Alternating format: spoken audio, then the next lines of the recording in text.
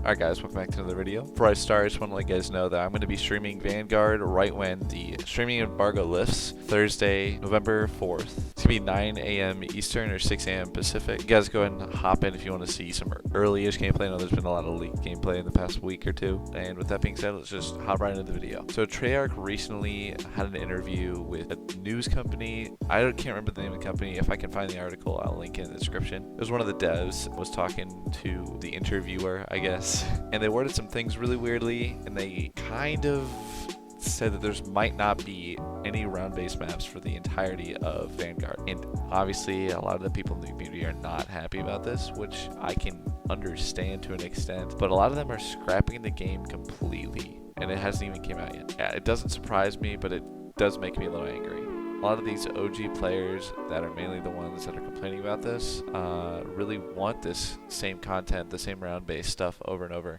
I'm not saying that's a terrible thing, but myself personally, I could not play that type of game for years and years straight, even if there was new maps and new content. I really want something new, and this objective-based gameplay seems really interesting to me. I like how they're experimenting with this. I don't think it's very fair to just completely scrap the game before it comes out just because it's not round-based, especially after, I guess, the pro players reacted to Outbreak in March or April, whenever it was. I knew that this was not going to come off well. Even with this rush development because of COVID, and that they replaced the studio basically for the zombie. There's no reason to scrap this game this early, and it at least deserves a solid, unbiased chance.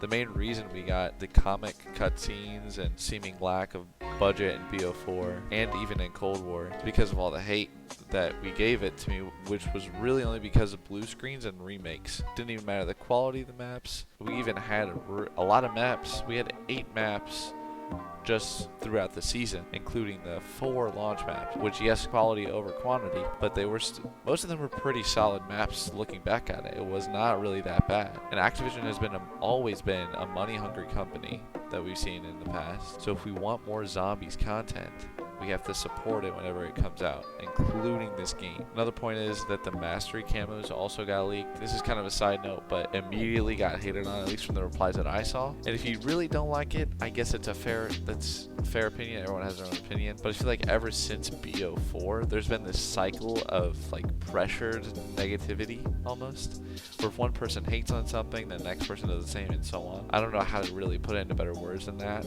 That's the best I could come up with. All in all, I know that there's going to be a little less content this year because of the rush development, and they have to work on basically 3 games at the same time, because they also kind of want to, I think they're trying to keep Cold War in the loop this year as well. But as long as it's quality content, which is going to be very hard to do, I'm going to be okay with that. And I'm not saying that this game is going to be masterpiece. I just want everyone to give it a chance before scrapping it. Anyways, the Twitter scene on COD Zombies has always been toxic.